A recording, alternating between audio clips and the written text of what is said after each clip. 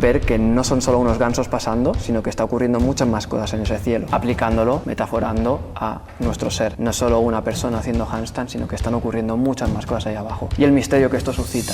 Pero creo que el Homo sapiens no se colgaba tanto como romantizamos. Sin embargo, sí que en su código genético, en su estructura, se espera que nos colguemos. La curiosidad genera verdad. Lo único que es verdad es lo que sucede. Y lo que sucede estará sujeto al prejuicio. Y si no hay prejuicio, es decir, existe curiosidad, entonces pasan cosas que no están sujetas a nada. ¿Cuántas horas practicas a la semana en handstand? 12. 12 horas de handstand. ¡Wow! Entre 10 y 12 horas. 10 horas y 12. Bárbaro. Cuando yo le pregunto a gente de mi entorno que sabe hacer el pino, que cómo me puedo quitar el miedo al pino, todos me dicen que es cayéndome. Entonces mi pregunta es, ¿eso es un mito o es una realidad?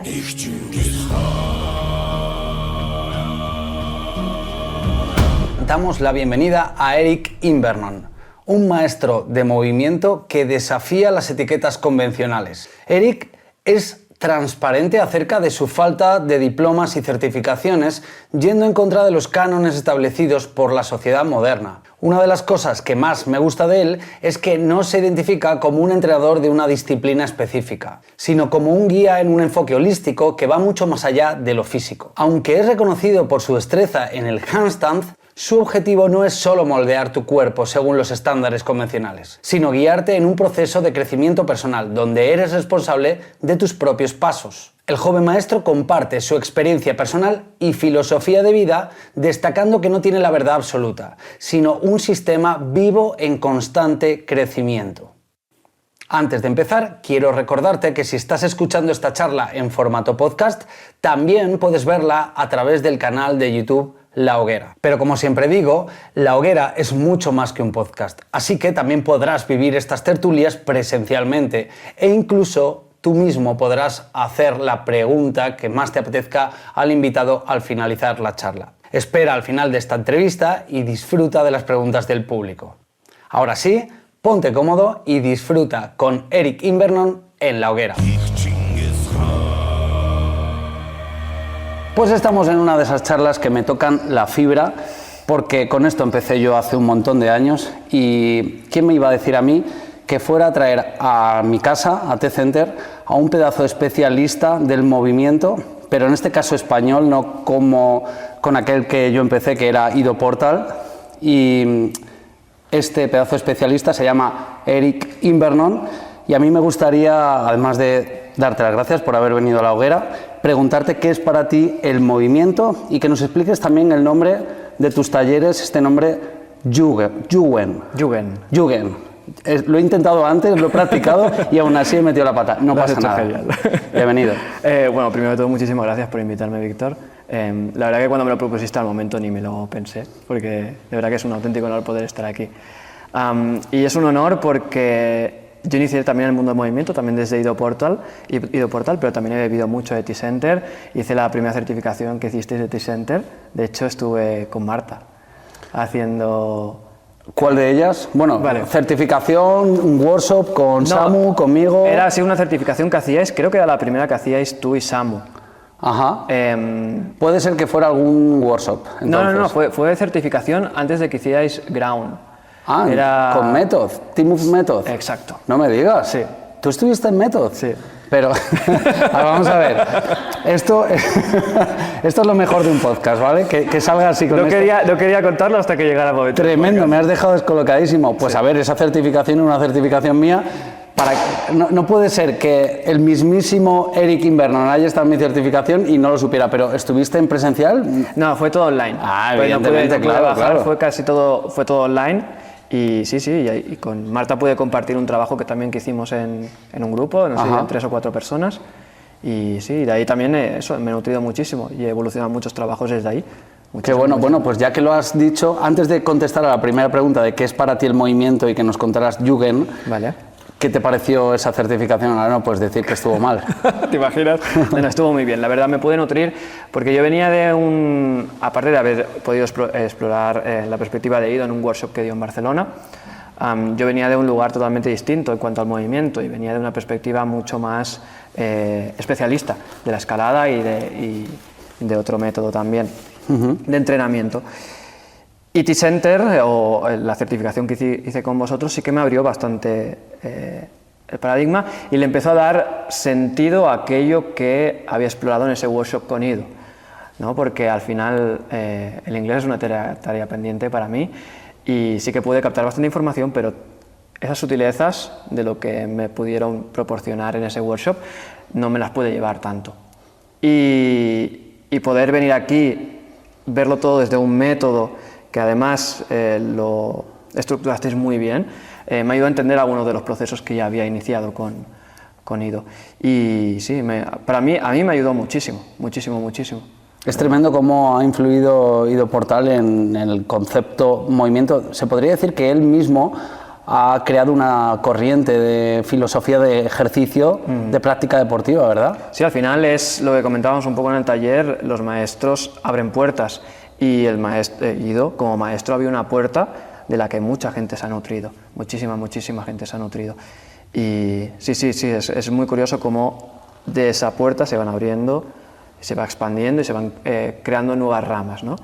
Y es muy bonito además ver que, lejos de la envidia, lejos de pretender abarcar, y hablo desde el prisma de Ido Portal, él da a luz una filosofía, un estilo, su estilo, el cómo él ve el movimiento y, como decía, sin querer abarcar y sin querer que todo sea su sistema y su método, han ido naciendo nuevas disciplinas, nuevos maestros, gente que contrasta con sus conocimientos, sus experiencias y da a luz su perspectiva nueva, que a su vez es como un río que va creando nuevos afluentes, ¿no? Exacto.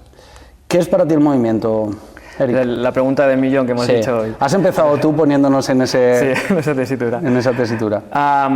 Bueno, para mí el movimiento, o en sí como entendemos la práctica de movimiento, es un cambio de paradigma de lo que es la actividad física, usando esta no solo en un contexto físico, que también en un contexto generalista del ejercicio físico, sino usándola también como un contexto para autoconocerse, para ir a trabajar en capas más profundas de lo que es el ser, ¿no? A partir de distintos contextos de práctica, distintos contextos de actividad física. Sería, resumido, claro, muy resumido, sería un cambio de paradigma de actividad física que propone un trabajo también de autoconocimiento. Claro, porque cualquier persona que te escuche que no esté en esta línea, en esta corriente de entrenamiento, ahora mismo le estará explotando el cerebro, estará diciendo autoconocimiento, movimiento, ejercicio. Cuéntanos qué relación hay entre el autoconocimiento, según tu prisma, y el movimiento. También todo depende de la perspectiva, al final todo es cuestión de perspectiva, la perspectiva que pongas a la hora de moverte. Voy a poner un bloque, un ejemplo que suelo trabajar siempre, que suelo hablar siempre, y lo hemos hablado hoy, que sería el handstand. Yo puedo estar trabajando handstand y puedo hacer todo ese bloque desde un prisma más físico, en el que, vale, siento que tengo que ganar fuerza de cintura escapular, tengo que ganar movilidad en flexión de hombro, control de mi centro, y luego ahí empiezo a trabajar el equilibrio. O puedo trabajar eso y a más ver qué me sugiere o qué me proporciona, qué información más profunda me proporciona ese trabajo. Estoy haciendo handstand y me estoy frustrando. Ese trabajo de frustración no tenemos por qué eliminarlo, o por qué taparlo, o por qué darle la espalda. Nos aporta muchísima información de lo que está ocurriendo en mi ser en este momento, que además luego eso me lo puedo llevar a otras áreas de la vida. Yo en mi caso me lo he llevado a muchas áreas, entre ellas en el contexto empresarial. Todo lo que he aprendido en la práctica de movimiento me ha podido ayudar en todo el desarrollo que he tenido con la empresa. Y cuéntanos cómo, explícanos o intenta hacernos ver cómo te ha podido ayudar ese paralelismo entre movimiento y cómo te lo has llevado luego al mundo empresarial. Mira, un ejemplo muy sencillo sería el saber. Yo cuando inicié movimiento, esto ha salido mucho hoy, no era suave ni era fluido. De hecho, tenía muchas fugas de energía, tenía un movimiento que no era nada fluido. Saber que yo he estado ahí y que he tenido el avance, me he equivocado, me he caído 50 millones de veces hasta conseguir hacer un handstand, hasta conseguir moverme de una forma más fluida, me hace ver que en cualquier contexto puedo hacer lo mismo, de yo empezar a un proyecto empresarial y permitirme equivocarme, porque me voy a equivocar, y de hecho todos nos tenemos que equivocar cuando iniciamos cualquier tipo de proceso. Y que eso no significa que siempre, que es lo que ocurre cuando caemos en un proceso de frustración, en un proceso en el que me he equivocado, como que se nos acaba el mundo y que toda la vida va a ser así, sino saber que todo pasa y que voy a aprender de ello y voy a acabar pudiendo avanzar. Y que aquello que ahora no sé, en el futuro sí que lo voy a saber y en el futuro sí que voy a poder aplicarlo. Sí, como que relacionamos la frustración, el error, el fallo con que vamos por mal camino, con que las cosas no están saliendo y quizás ese no es el camino, ¿no? No son las formas de hacerlo. Y en relación al movimiento relacionamos ejercicio físico con rendimiento, salud y estética o estética. Esos tres grandes campos donde en ningún momento se menciona, bueno, yo creo que estaría dentro del mundo de la salud, del campo salud, esa interpretación u observación de las emociones y de lo que esa información o eso que sucede te aporta información para seguir trazando camino, ¿no? Exacto. Cuéntanos Jugend. Vale, Jugend ¿Por qué y qué significa? Jugend es la propuesta de talleres que hemos iniciado este año. El año pasado estuvimos trabajando el movimiento más desde los bloques de suelo, más trabajo de equilibrio sobre las manos, trabajo de locomociones y en parejas y demás. Y este año hemos querido añadir más esta perspectiva generalista con trabajos de tracción que hemos trabajado hoy. Sin embargo, no queríamos olvidar esa parte de observación, de esa parte de ir a poner atención a algo mucho más profundo de lo que realmente se está trabajando. No es solo hacer handstand, no es solo trabajar un proceso de escalada en barra, sino es ir más allá. ¿Qué está ocurriendo en mi ser en este momento? Entonces, Jugend es un concepto japonés que propone una visión más profunda, que propone visualizar una situación puramente inefable, no se puede describir, es más un sentimiento experiencial también, y que va a capas mucho más sutiles de lo que se muestra arriba. Al final viene de la estética japonesa y aquí ya nos vamos a una cosa más estilo japonés, que sería observar cómo los gansos sobrepasan por el cielo. Me suscita una sensación de profundidad del cosmos que me lleva a otro estado. No hace falta irnos a esa profundidad si no queremos, pero sí que ver que no son solo unos gansos pasando, sino que está ocurriendo muchas más cosas en ese cielo, aplicándolo, metaforando a nuestro ser. No es solo una persona haciendo handstand, sino que están ocurriendo muchas más cosas ahí abajo. Y el misterio que esto suscita. ¿Podríamos explicarlo como incremento de consciencia y curiosidad hacia esa consciencia? Ahí has dado con la clave, curiosidad hacia esa conciencia, que al final es el motor que nos va a llevar a un aumento o una elevación de conciencia, va a ser la curiosidad. ¿Cómo encaja la curiosidad en el ejercicio físico, en el movimiento, según tú, o según tu prisma? ¿Cómo lo encajaríamos o cómo lo observaríamos? Primero, ¿Qué papel juega? ¿Qué papel juega? Sí.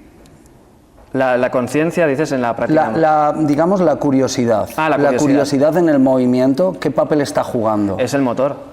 Sin esa curiosidad, un trabajo a priori que puede ser muy largo, de 5 series, me invento un trabajo básico de 5 pull-ups por 5 series, puede ser un auténtico tormento, o pueden ser 25 repeticiones que cada una me aporta una información distinta, pero eso no lo voy a poder ver si no tengo curiosidad y auténtica presencia, estar en cada una de esas repeticiones y ver no solo la técnica, sino ir más allá.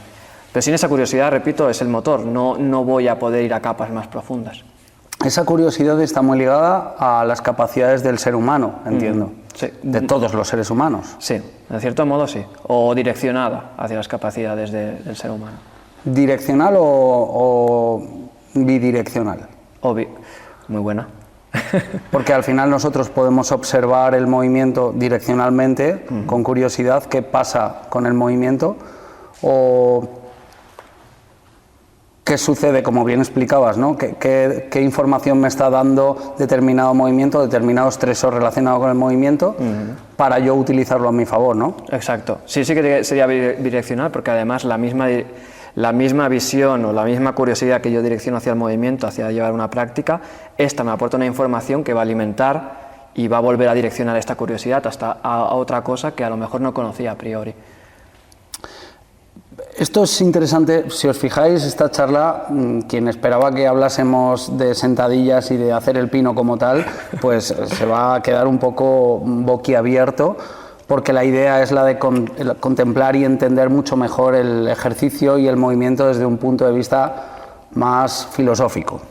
Y en esa misma línea, cuando hablamos de movimiento y curiosidad, esa curiosidad que tienen sobre todo los niños y que se va perdiendo según nos vamos haciendo mayores, y que a su vez vamos perdiendo movimiento, fíjate, ¿no?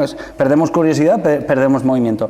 Para ti, ¿cuáles son las capacidades que todo ser humano debería conservar durante su vida? ¿Durante toda su vida? Sí. Esto no podría clasificar y no podría escoger una sola capacidad o un grupo vario de capacidades. Creo que todas son bastante importantes durante todo el desarrollo en nuestra vida. De hecho, se hace mucho hincapié porque hay mucho trabajo, mucho estudio científico detrás del trabajo de fuerza, pero también la movilidad la veo igual de importante que la coordinación, que la elasticidad, que el trabajo de organización corporal. Pero, por ejemplo, un ser humano, ¿crees que tiene que poder andar hasta sus últimos días? Para mí eso es una capacidad física, una capacidad de movimiento. Sí. ¿Crees que un ser humano debería conservar su capacidad de locomoción hasta el último día de su vida? Para mí sí. Para mí ya sabes que el objetivo con el movimiento es hacer que esta práctica que estamos haciendo en este momento sea sostenible y pueda tener 70 años, 80 años, 90 años, y si la vida me lo permite, hacer handstand, hacer locomociones y demás.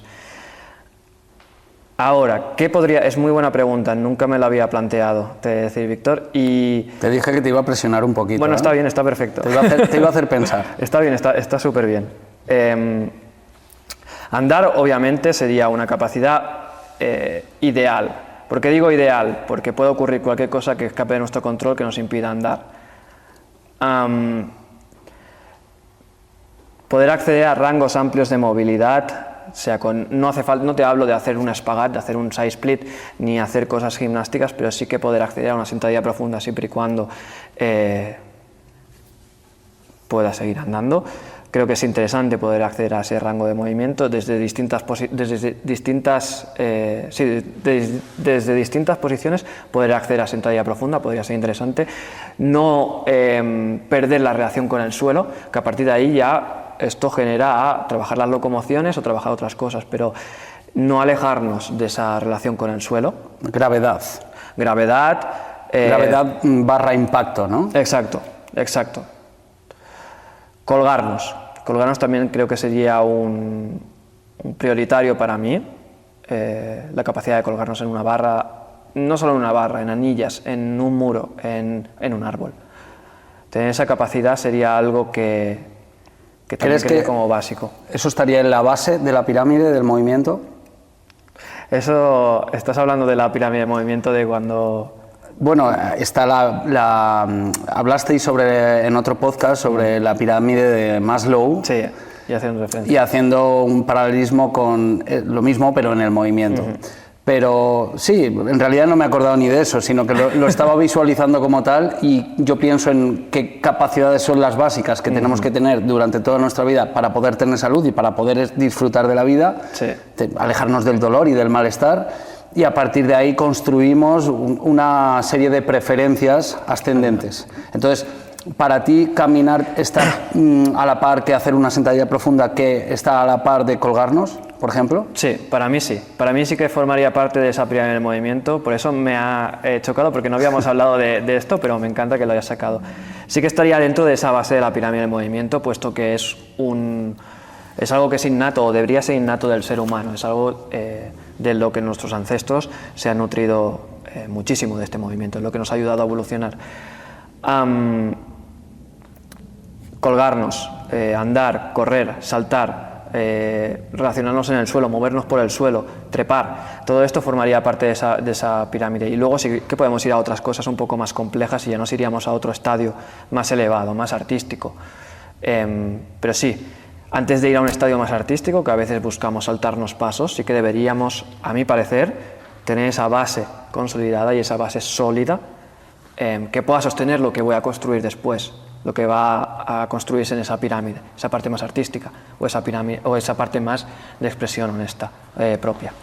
Has hablado has mencionado la palabra evolución y ancestros, y a mí siempre me ha suscitado una duda en referencia a nuestras capacidades de suspensión. Digamos que las dos lesiones más comunes en el ser humano, la que gana de lejos es la problemática o el dolor lumbar inespecífico, hernias discales, etcétera, L5-S1, y el otro es el problema lesión de hombro manguito rotador. Por lo tanto, si mencionamos el hecho de colgarnos desde un punto de vista evolutivo, y sin embargo a día de hoy una de las mayores lesiones que hay, motivos por los que hay que entrar en quirófano, es esa rotura de manguito rotador, ¿dónde está la brecha en la que hemos perdido esa capacidad de colgarnos? O si en realidad puede ser que no vengamos de colgarnos, no vengamos del mono o no vengamos de tener esa capacidad de colgarnos y nos estemos equivocando en la dirección de por qué tenemos que hacer este tipo de ejercicios, overheads. Ya te entiendo.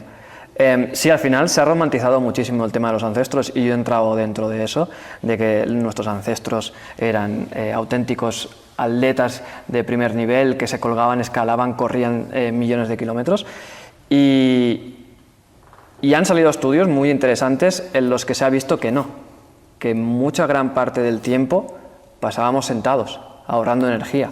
Sí que había en tiempos prolongados de carrera o podía haber tiempos en los que me podía colgar y demás, pero mucha gran parte del tiempo rompe con ese romanticismo de que estábamos todo el día moviéndonos. Estábamos sí que en el suelo, que ahí ya trabajábamos muchísimo más con la cadera, era una posición distinta a estar sentado, pero no estábamos todo el día moviéndonos. Así que lo que planteas es bastante interesante y sí que cuando, a mi parecer, esto ya es teoría porque no tengo el dinero para financiar un estudio que pueda ir en esa línea, pero creo que el Homo sapiens no se colgaba tanto como romantizamos.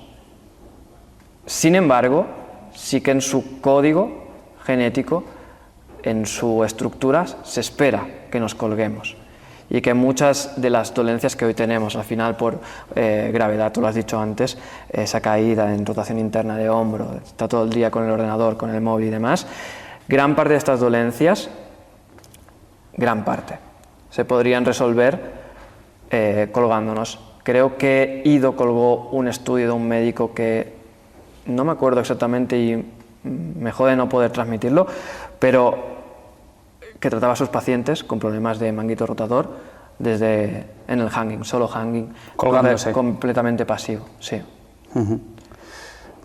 Lo cierto es que yo tengo un amor-odio con esta teoría, porque por un lado, incluso tú que habrás estudiado parte de biomecánica y de anatomía, se sabe que la escápula tiene un movimiento en el que reduce ese espacio subacromial según tú vas elevando el brazo.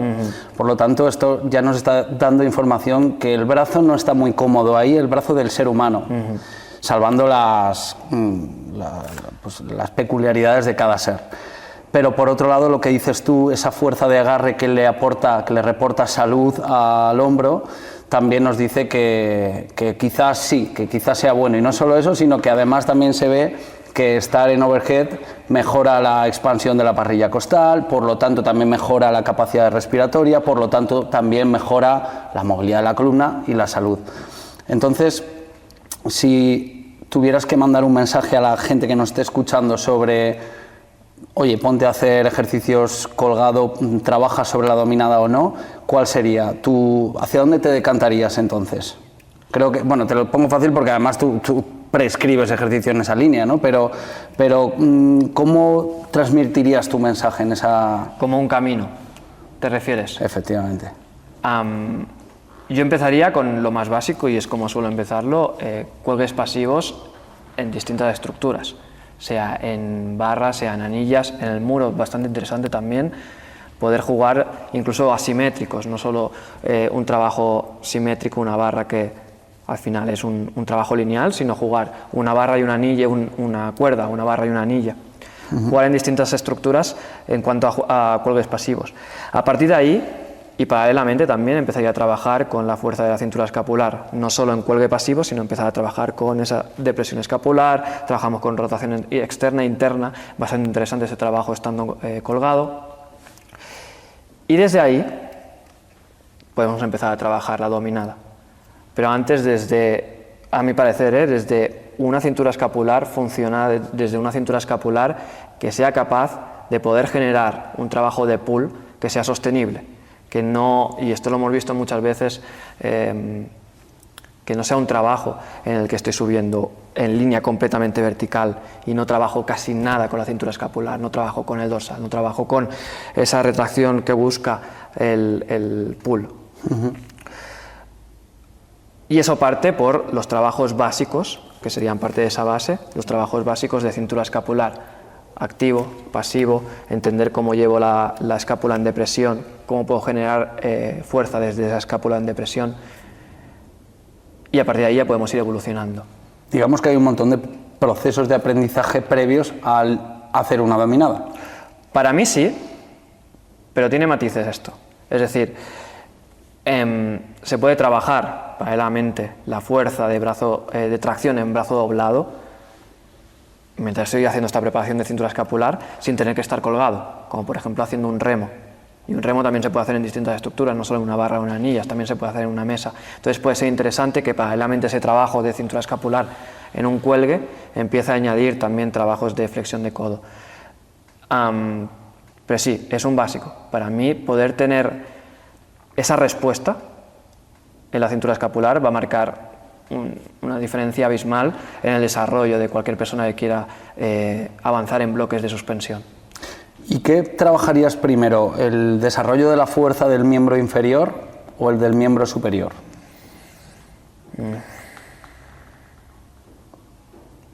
Es que me estás obligando a escoger, y escoger no me gusta nada. Bueno, da la opinión que creas oportuna. O sea, en realidad todos sabemos que no existe nada blanco y ni nada negro, ¿no? Pero quizás a lo mejor hay una prevalencia, según tú, para empezar a generar movimiento, porque lo que nos encontramos sobre todo son personas que no se han movido nunca en su vida. Y lo que yo veo también son personas que no se han movido nunca, que se apuntan a un gimnasio y tocan dominadas ese día, le colocan una goma colgada en la barra y se ponen a hacer dominadas. Imagínate el destrozo. Entonces quizás esa persona absorbe de forma mucho más amable y más amistosa un peso muerto. Y está trabajando su grip, está trabajando su fuerza de agarre, a la vez que está trabajando su glúteo, su espalda, etcétera, ¿no? Entonces, según mi punto de vista, en ese contexto yo sí que empezaría trabajando más un miembro inferior, un ejercicio más full body, ¿no?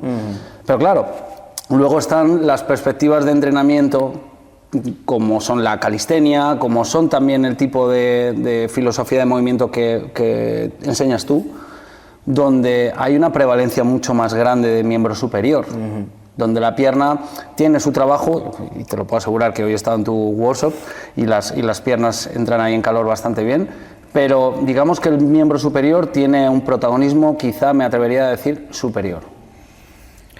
Sí, puede que así sea o que así se vea desde fuera, pero si yo tengo que, y de hecho me ha venido mucha gente que solo ha querido trabajar handstand o solo ha querido trabajar suspensión porque ha visto la estética detrás de ello.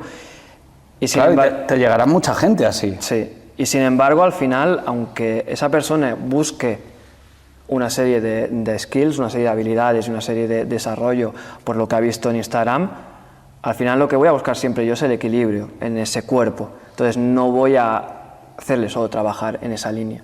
Entonces, por eso te he dicho que a mí no me gusta escoger, porque al final lo que busco yo siempre es el equilibrio, y en ese sentido trabajo con ambos.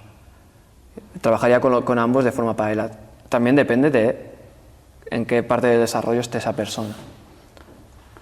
No escogería.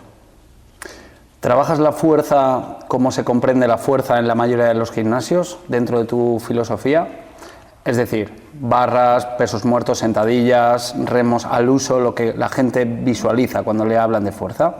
Sí, hay parte que sí y luego hay parte que no es tan común, como es el trabajo de fuerza orgánica o el trabajo de... trabajos de fuerza en procesos orientados para handstand que se salen un poco más de lo común, pero sí que añado procesos de trabajo lineal, tal cual conocemos la fuerza hoy día. Sí, tipo acondicionamiento físico. Acondicionamiento físico básico, sentadillas, peso muerto, trabajo de dominadas básico, yo que sé, press de banca también. Si se dispone de ese material y puede tener cabida en la dirección que estamos llevando, es bienvenido. Eric, ¿qué es para ti la fuerza y cómo se la enseñas en sus diferentes expresiones a tus alumnos? Eso también es un temazo, me encanta. Tendría que haberme leído el guión. Te lo he ofrecido. Te he dicho, ¿te quieres leer el guión? Y me ha dicho, no, vamos con todo. No, está bien, me encanta reflexionar. Al final lo que dice, fuerza es una respuesta que ofrece el cuerpo. Y antes te diría más a la parte, la fuerza es una contracción muscular que ofrece una... Sí, pero no quiero la teoría. No voy a ir para allá. Entonces, para mí es una respuesta de adaptación que está influenciada por muchas más capacidades que en sí lo que conocemos por fuerza. Está influenciada por la movilidad, en gran parte. Está influenciada por cómo organizo el cuerpo a la hora de expresar esa fuerza. Y la forma que tengo de entender la fuerza...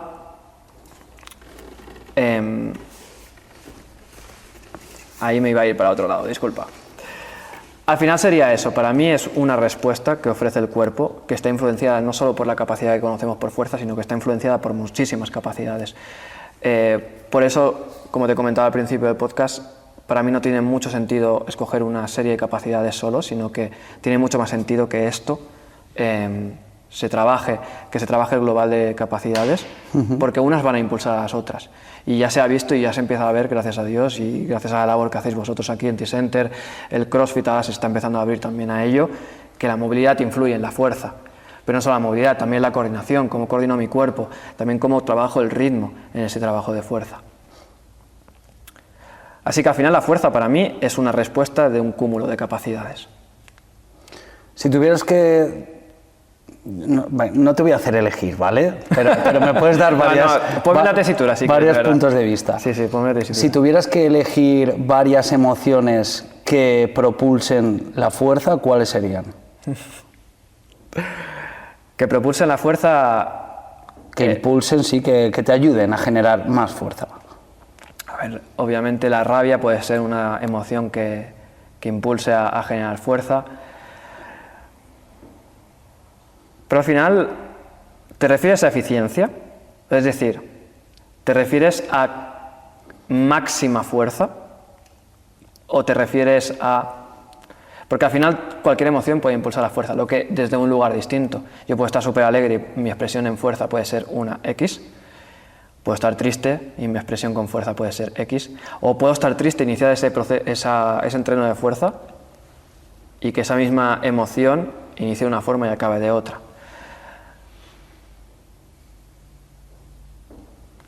Podemos relacionar, por ejemplo, me gusta por dónde estamos entrando, porque me estoy divirtiendo y cuando me divierto salen cosas, al menos para mí, interesantes, no sé si para los demás. Pero podríamos relacionar también, como explicas, un cambio de emociones con una respuesta de rendimiento diferente en función de qué emociones vas teniendo. Sí. Por ejemplo, tú has dicho fuerza, rabia. Que esto se ve, ¿no? Cuando ves a powerlifters no ponen música clásica y se dan abrazos cariñosos, ponen rock, se dan palmadas en la espalda y guerra, pura guerra. Y luego, por ejemplo, quien sepa algo sobre resistencia, sobre running, sobre ciclismo y sobre todo ya cuanto más lo estiras hacia la ultra resistencia, se ve que un estímulo mucho más calmado, más complaciente, e incluso la tristeza puede hacer que puedas ser más resistente en el tiempo. Yo te hablo desde la curiosidad, ¿eh? Está bien, está bien. No estoy hablando de ningún estudio ni nada, te estoy hablando de lo que yo siento. ¿Cómo ves tú eso? Te iba a preguntar, perdón, ahora te respondo, pero te iba a preguntar, bueno, al final es la misma pregunta, ¿por qué crees que es así? ¿Por qué crees que la tristeza puede evocar a una mayor eficiencia a la hora de un trabajo de resistencia? Pues ahora él es Víctor Tellez y yo soy Eric. No, perdona, pero es que no pasa mucho... nada, no, genial, me mola. Me gusta que me pregunten. Pues mi teoría está en la frecuencia vibracional de lo que ocurre en respuesta a lo que está sucediendo.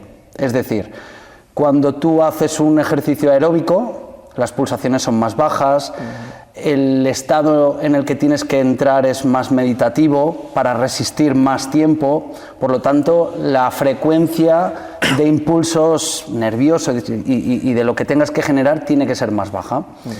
A la par que un estado emocional también más deprimido tiene que ir a una frecuencia más baja para poder ser resistido.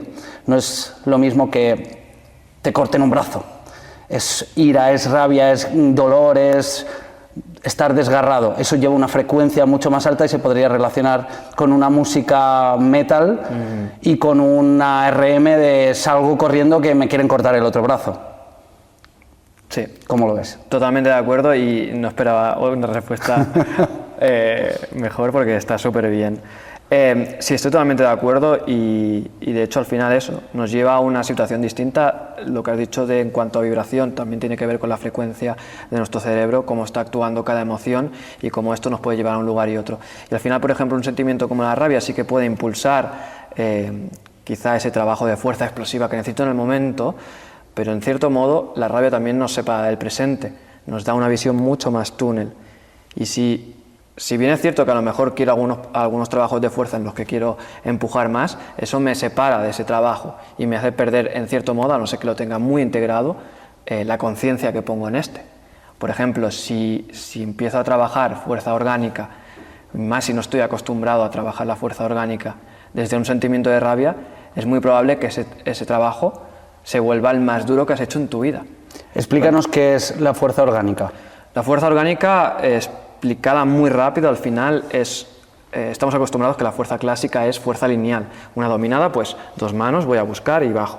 La fuerza orgánica, simplificándolo mucho, es cambiar este sistema lineal por crear un sistema más asimétrico. Pues en vez de trabajar aquí, pues trabajo aquí y puedo cambiar el agarre incluso, o trabajo a una mano y la pierna.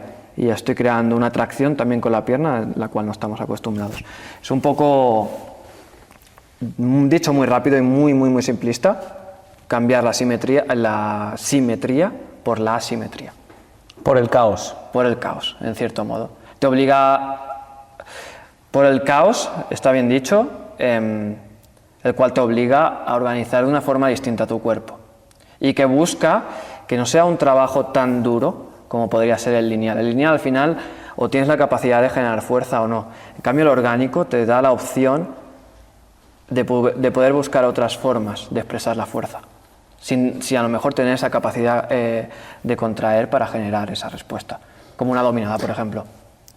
Ponnos un ejemplo para que todo el mundo lo visualice un poco más. El ejemplo de la fuerza lineal y la fuerza orgánica. Pues por ejemplo un remo en anillas. Ajá. Con 2 manos, estoy trabajando en remo y bajo, y un remo en anillas en el que una mano cojo la anilla, la otra mano no agarro nada y el pie lo coloco en la otra anilla. Y ya estoy trabajando el pull en una anilla, pierna en el aire, brazo en otra anilla, brazo en el aire. Y puedo trabajarlo contralateral, que es un poquito más sencillo, o ipsilateral, que es un poco más complejo. Tendría más relación entonces con, podríamos hablar de cadenas musculares. Y gestión del centro, muchísimo más trabajo de lo que está ocurriendo aquí dentro que en sí del trabajo de fuerza en cintura escapular, que está presente, pero tiene que ver mucho más en esas cadenas cruzadas, cómo organizo mi centro y demás. ¿Crees que se pueden aislar los movimientos de fuerza? ¿Crees que se puede aislar el movimiento en el cuerpo a la hora de ejecutar un ejercicio? Es decir, típico curl de bíceps. ¿Crees que eso es un ejercicio donde se aísle del resto del cuerpo y que no genere ningún impacto? No, siempre se está generando impacto, a mi parecer. Al final, el core, el centro, genera la fuerza hacia la periferia para mí, siempre. Sin embargo, sí que es muchísimo más específico trabajar un curl de bíceps en el que te vas a centrar en un grupo muscular mucho más reducido que si estás trabajando un chin-up, por ejemplo. ¿Lo ves interesante? Aislar. Depende del proceso en el que estés. Si, por ejemplo, estás trabajando, no sé, la dominada a un brazo, por ejemplo, y te has dado cuenta que tus eslabones débiles pues, están en la fuerza del bíceps, pues puede ser interesante añadir ese trabajo específico. Ahora, yo siempre tiendo a que sea un trabajo mucho más amplio, a que sea tan específico. Pero si estás en un proceso en el que quieres ir a un objetivo muy claro, como puede ser eso, la dominada a un brazo, pues puede ser interesante añadir este tipo de ejercicios. Es que, ¿sabes lo que pasa? Que cuando hoy, por ejemplo, hemos estado en tu taller, empezamos siempre disociando movimiento. Y al final, disociar es Aislar. Contemplar, aislar cada segmento de forma mucho más pequeña. Y el fin de esto es el de tener el control de cada eslabón más pequeño para poder controlar la cadena completa. Sí. Por lo tanto, veo interesante aislar, me gusta mucho, pero como lo hemos visto hasta el momento, al menos en el marco del culturismo, ha sido un aislar para maximizar ese aislamiento. Y sin embargo, tu enfoque es el contrario, ¿no? Sí. Al final, ¿qué ha buscado el culturismo? Es los tres pilares, los tres objetivos que se buscan hoy día con el fitness: rendimiento, salud o estética. Y al final, ese aislamiento, lo que ha buscado más el culturismo era la estética. Pura estética. Pura estética. No salud, o quedaba un segundo plano, ¿no? Sí. Al menos. Pero al final se ha instalado un poco en el inconsciente colectivo de que eso realmente es la salud. Bueno, de ahí venimos. De ahí venimos. Digamos que es el origen al menos en la época moderna. A finales del siglo XX fue cuando empezó esto, pero en realidad el ejercicio físico como una actividad relacionada con el bienestar y con la salud, antes de eso, ¿tú recuerdas algún tipo de disciplina o algo que...? Bueno, más cultura asiática, y antes de eso sí que he visto algunos vídeos de estos vieja escuela en el que se trabajaba la gimnasia en niveles, bueno, yo creo que no todo el mundo está a esos niveles, pero la verdad que era muy interesante cómo buscaban también una visión mucho más generalista a la hora de la actividad física, mucho más de lo que luego inculcó el culturismo. Claro, pero hasta aquel momento la actividad física estaba muy relacionada al rendimiento, al deporte, a competir.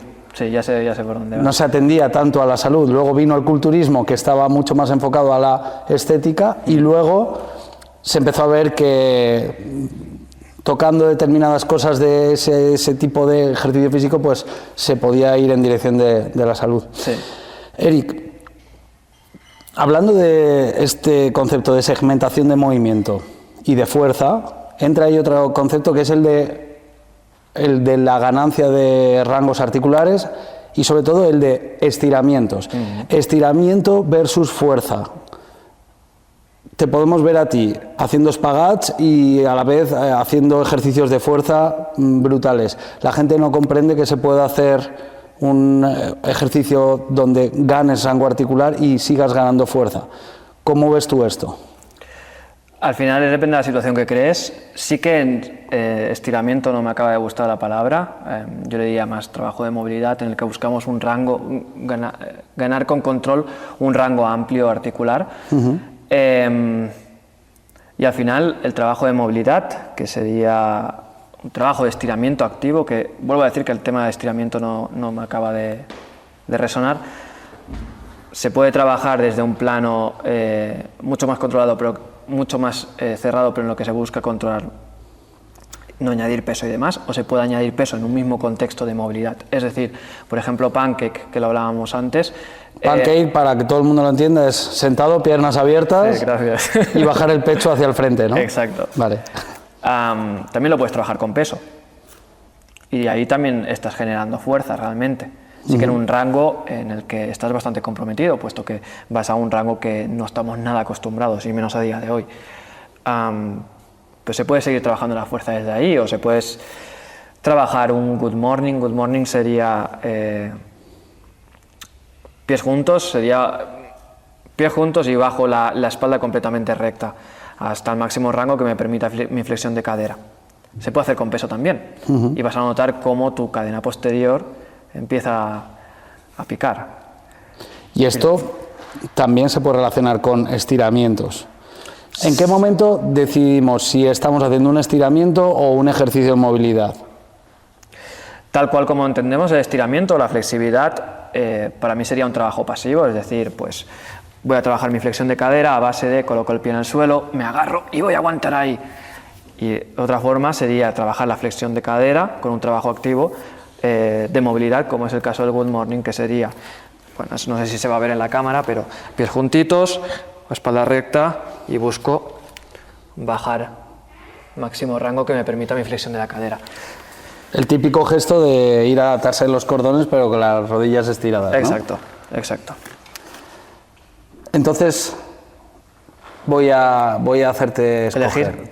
Voy a hacerte escoger. ¿Estiramientos sí o estiramientos no? Vale, esto es algo muy interesante porque al menos todo lo que puedo yo ver de ciencia no apoyan los estiramientos, mucho menos antes del ejercicio, y dicen que después, bueno, si te va bien, que adelante, pero que no tiene ninguna evidencia científica de que vayas a ganar rango. Yo trabajaba estiramientos cuando hacía balonmano. A mí me funcionaban, yo sí que sentí que gané rango, pero es verdad que he ganado muchísimo más con el trabajo de movilidad. ¿Trabajo de estiramiento sí o no? Si lo vas a poner al final, si te interesa poner al final porque te relaja, porque te puede ir bien, adelante. Ahora, que es un trabajo eficiente para ganar rango de movilidad, más flexibilidad, trabaja la movilidad. Mucho más interesante, un bloque específico de movilidad, bueno, no, ni un bloque específico, puede ser un trabajo de preparación para lo que vas a hacer después, como por ejemplo preparar dorsiflexión, preparar la movilidad de la cadera, cuando luego vas a trabajar, yo no sé, back squat, por ejemplo. Por ejemplo, para hacer un trabajo de movilidad, para mejorar el back squat, para mejorar tu flexión de cadera, para mejorar tu dorsiflexión, ¿qué ejercicios propondrías como interesantes de ese tipo de movimientos, más de mobility? Resistidos, claro. Por ejemplo. No sé si nos puedes dar algunas ideas. Sí, el uno... Good morning, por ejemplo, hemos dicho uno. Por excelencia, además, es interesante porque el good morning se puede convertir también a un style good morning en el que no solo trabajo la flexión de cadera, sino también cierto rango de abducción y rotación externa. Piernas abiertas y hacer bisagra. Hacer bisagra, exacto. También lo podemos trabajar a una pierna, aunque ahí estaríamos trabajando también con equilibrio. Trabajo de CARS de cadera, también es bastante interesante, con trabajo de rotaciones y demás. ¿Este último cómo es? CARS de cadera, CA, bueno, no sé si lo pronuncio bien, a lo mejor no. No, pero explícanoslo, sobre todo para quien no nos esté viendo, a ver si nos lo puedes hacer visualizar.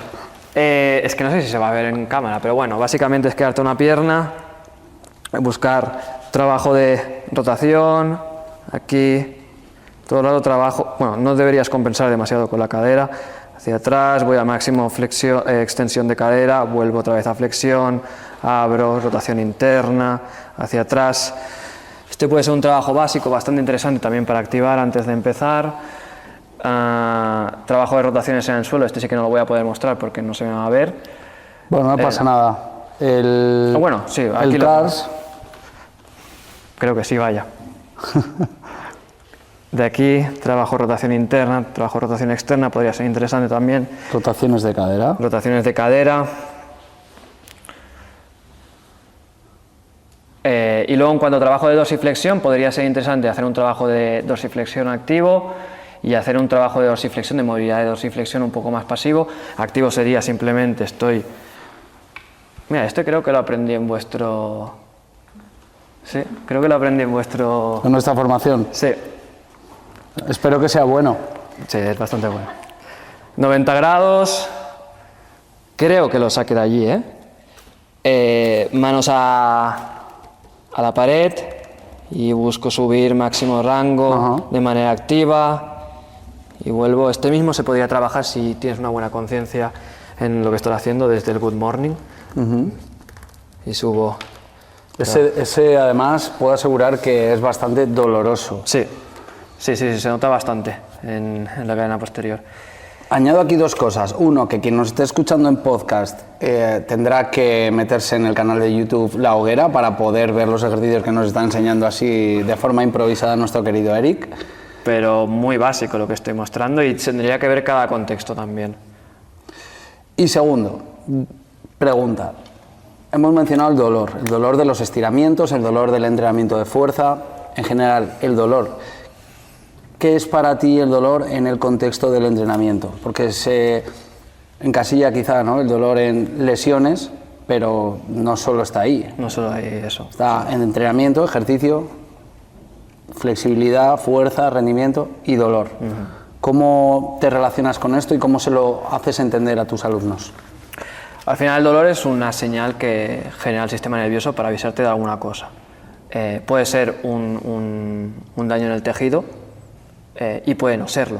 Puede ser simplemente un recordatorio de que algo ha ocurrido ahí y por eso está creando esa señal de dolor y por consecuencia la tensión, que es lo que notamos cuando estamos haciendo algún tipo de estiramiento o cuando hacemos trabajo de movilidad, que hostia, me tira toda la cadena posterior, estoy estirando los isquiotibiales. No, lo que está ocurriendo es que el sistema nervioso está creando esa tensión en tu cadena posterior para protegerte y que no vayas a un rango de flexión de cadera que a priori le parece que no es segura. ¿En qué contextos trabajo el dolor? Esto es una pregunta interesante, porque además en fuerza puedes sentir un tipo de dolor o un tipo de molestia, que no sería bien dolor, pero se puede adjudicar ahí, y cuando estás trabajando en movilidad es otro tipo de dolor que no gusta tanto. En fuerza tenemos bastante más tolerancia, por norma general, a ese tipo de malestar. En movilidad no, y creo que porque nos asusta bastante que se nos vaya a romper alguna cosa. ¿Cómo lo trabajo yo? Yo suelo trabajarlo desde la respiración, al menos en los contextos de movilidad, buscando si al final es una señal del sistema nervioso que lo que está haciendo es tensar toda la zona para protegerme la articulación. Desde la respiración puedo ayudar a que ese sistema nervioso se relaje un poco más y me dé esa puerta para poder acceder a un rango un poco más amplio.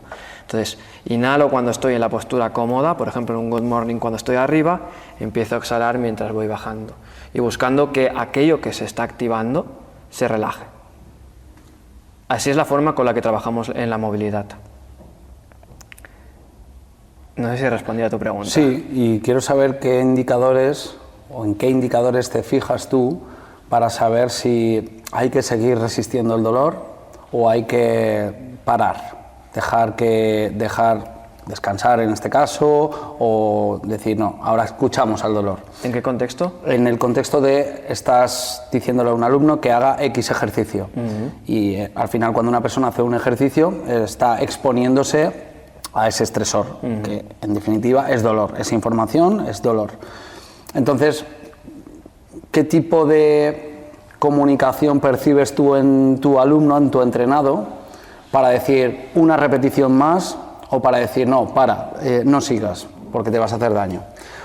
¿Cómo absorbes tú esa información del dolor de la otra persona? Porque lo que yo me encuentro muy a menudo es que hay una mala relación, una mala comunicación entre el individuo y su dolor, por lo tanto tú tienes que mejorar no solo su comunicación individuo-dolor, sino la tuya con su dolor. ¿Cómo te relacionas con eso y en qué cosas te fijas en la persona? Bueno, al final primero es tiempo, es conocer a esa persona, saber en qué contexto está, porque no es algo que sea general, es bastante subjetivo y esto ya lo habrás visto muchísimo. Y al final es un poco lo que te comentaba antes, buscar escuchar al máximo lo que me puede transmitir ese alumno antes de yo decirle haz más o haz menos, porque a veces también nos quedamos a puertas de ese crecimiento solo por no hacer más. Pero no te puedo dar una respuesta porque al final depende de cada persona y depende cuán conozco yo a esa persona. Si yo, por ejemplo, estoy contigo, yo ahora mismo no te conozco demasiado en un contexto de movimiento. Seguramente no te llevaría tan lejos, a priori, hasta que te conociera. Entonces te empezaría a apretar un poco más, si lo creo conveniente. Pero al final te tendría que conocer. Es que es crear ese vínculo, profesor-alumno, entrenador, entrenado, como lo quieras visualizar, pero es crear ese vínculo real en el que estás escuchando qué está ocurriendo en su proceso, antes de poder darle un consejo. ¿Qué relación tienes tú con tu propio dolor? ¿Crees que tienes alta tolerancia a este? Sí, tengo bastante tolerancia al dolor, bastante tolerancia. ¿Crees que tenemos que mejorar, aumentar esa tolerancia al dolor? Sí. ¿Todos? No todos, es lo que te digo, depende de la persona, pero muchos sí. Depende de qué contextos tenemos que crecer en nuestro umbral de tolerancia al dolor. Hablemos de dolor más claro, ¿no? Dolor en el contexto del ejercicio físico. Si tuvieras que poner una nota del 1 al 10 de cuánto dolor toleras en tus sesiones de entrenamiento, haznos ver qué índice del 1 al 10 en esta escala de Borg, a qué índice te expones a diario. En contexto de ejercicio físico, un 8. 7, 8, depende del contexto en el que esté, depende del bloque en el que esté trabajando, perfectamente 7, 8. 7, 8 a diario. Sí. Depende cómo esté esa semana. Normalmente sí, 6 días a la semana seguro, pero a lo mejor tengo un podcast contigo o ayer en el viaje no me sentía demasiado bien y no hice una sesión, la mejor sesión de handstand que podía haber hecho. Pero sí, entre 7 y 8, sí. Porque además no solo concibo el dolor físico, sino el dolor mental en el sentido de la búsqueda de incomodidad. Hay muchas veces que has tenido un mal día o lo que sea y no quieres entrenar, y en ese momento que requieres un poquito más de empuje, también puede ser concebido para mí como dolor. Porque me está diciendo la mente, no, hoy no toca. Incluso también puede haber dolor cuando decides dejar de empujar. También. Y decides no entrenar. Exacto.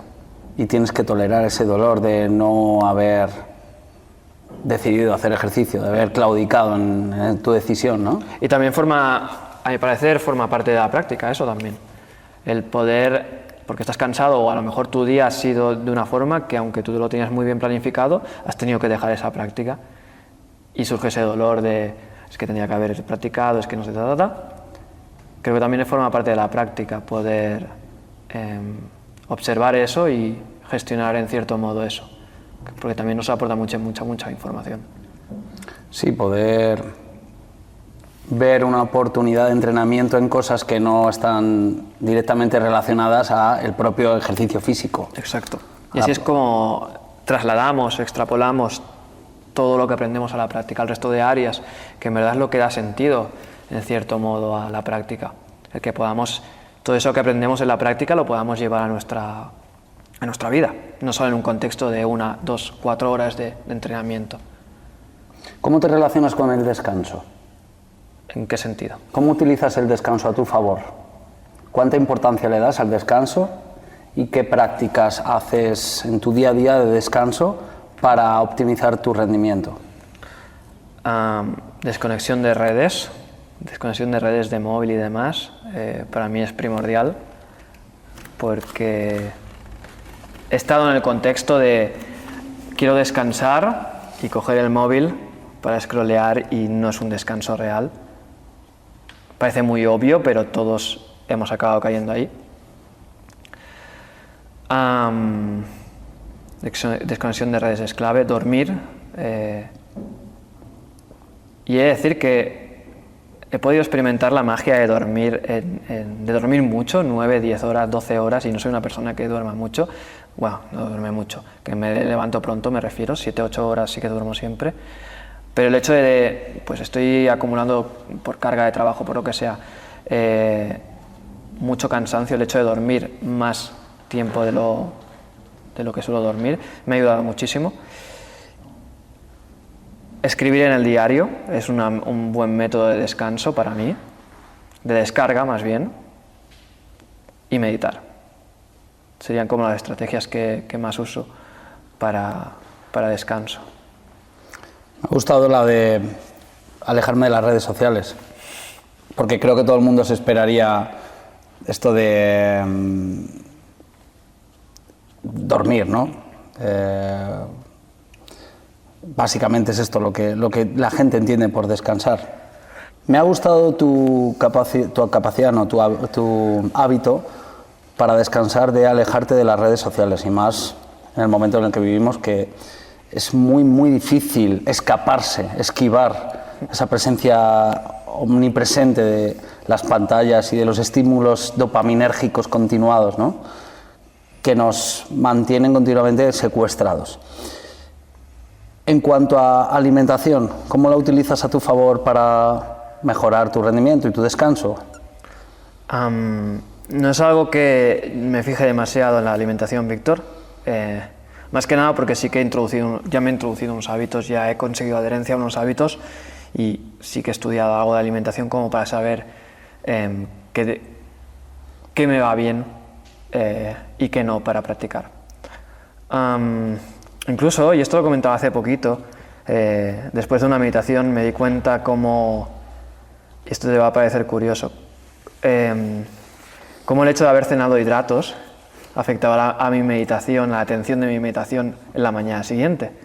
Me pareció bastante curioso de reflexionar, y a partir de ahí empecé a iniciar una dieta un poco más keto, un poco más low carb, no keto completa, más low carb, y la verdad es que es una pasada. Y ahora lo que estoy siguiendo más es eso, es una dieta más low carb, y la verdad es que es una pasada a nivel de atención y a nivel de rendimiento en cuanto a práctica.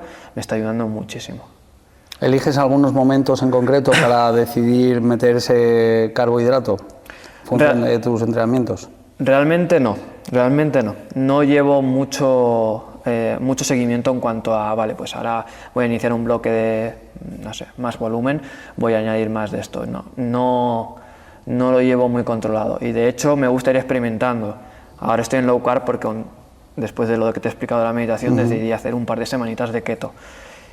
Y para mí fue espectacular a nivel de atención, quizá más efecto placebo, pero a nivel de atención para mí fue increíble, y a partir de ahí ya lo mantuve. Pero no es algo que lo siga. ¿Qué notabas en la meditación cuando decidiste quitar o bajar esa ingesta de carbohidratos en la noche? Al final el tipo de meditación que llevo es súper simple. Simplemente me siento, lo mismo que hemos hecho esta mañana, respiro durante un tiempo determinado y cuento esas respiraciones, llevando la atención a la respiración. En ese tiempo pues aparecen pensamientos, unos me llevan más que otros, y busco siempre volver la atención a la respiración. Entonces, lo que notaba cuando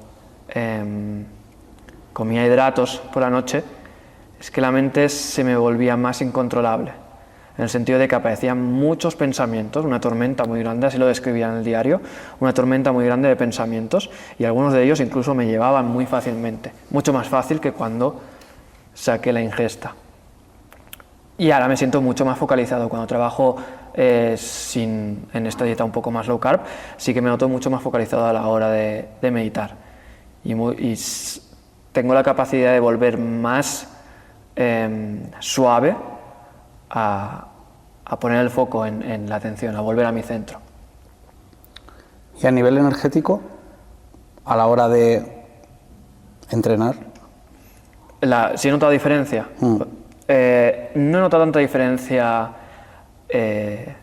cuando me he ido a un low carb. Sí que lo noté con la keto y me noté como con mucha energía. Al final yo estoy todo el día moviéndome, porque por la mañana doy clases, luego practico yo, luego hago el trabajo que sea más ordenador, vuelvo a dar clases.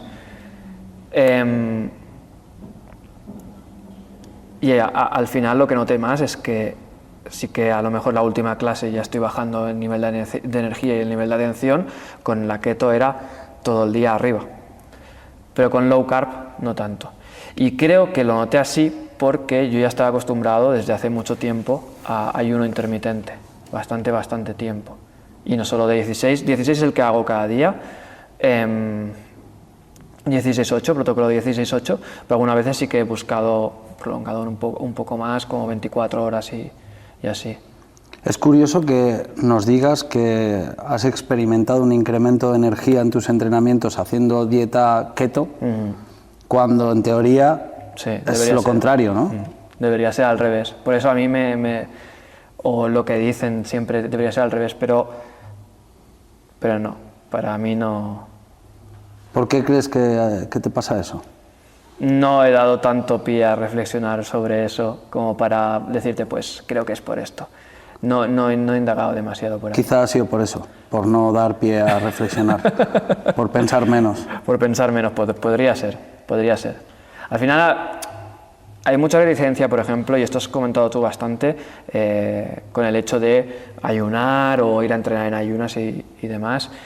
Y es una práctica que, si bien es cierto, a mí no me costó demasiado porque no estaba muy acostumbrado a desayunar, para mí fue clave a la hora de practicar. A la hora de, no es lo mismo cuando entreno por la mañana, porque me he ido de fin de semana con mi pareja y hemos desayunado y entonces he practicado, a cómo es la práctica, y sobre todo a la mañana, que pongo los bloques más técnicos cuando estoy en ayunas. Es totalmente distinto, tanto a nivel de atención, a nivel de eficiencia, a nivel de equilibrio. Si estoy trabajando en handstand, es muy distinto. En función de lo que hayas comido, ¿no? En función de que haya comido o no. También te digo que es mi caso. ¿Te notas más conectado cuando no has Mucho más comido? conectado, muchísimo más. Esto tiene cierto sentido porque, bueno, el sistema nervioso el cuerpo ya no está invirtiendo tanta energía en el sistema digestivo y se está centrando más en la labor que está llevando. Pero a nivel de keto low carb, no sé qué sentido tiene el que yo haya tenido más energía, porque no he indagado mucho, insisto, no me he metido demasiado en el tema de nutrición como para decirte, Víctor, pues es por esto. Incluso en movimientos, gestos de fuerza máxima, esas demandas de fuerza máxima, bueno, no sé cuánto requieres tú esa fuerza máxima, ¿no? Hablamos de quizá o submáxima, un peso muerto o submáximo. ¿En qué tipo de ejercicios necesitas tú de esa fuerza submáxima? Y si notas debilidad por estar en ayuno o por estar en alimentación cetogénica, tampoco lo has notado. No he notado, pero también porque es eso, no me lo he medido, no he sido tan... Bueno, sí que me lo he medido en el diario y llevo, vale, pues si hice, no sé, back squat con tantos kilos, hice tantas repeticiones a la semana pasada, pues puedo mirarlo en el diario si he crecido o he decrecido. Y en este caso, o se mantuvo o seguí en la línea de sobrecarga progresiva. Pero también te digo que ahora pensando, al final los bloques de fuerza os los meto por la tarde después de haber comido, o los meto por la mañana después de una clase de jiu-jitsu. O sea, no lo puedo medir de manera muy fiable y no lo puedo interrelacionar con lo que haya comido o no. Ahora, afectarme negativamente, me hubiera dado cuenta, y te digo que afectarme negativamente no me afectó ni el no comer ni el irme a una dieta más keto. Estoy pensando porque me asombra la capacidad que tenemos de generar energía independientemente del sustrato.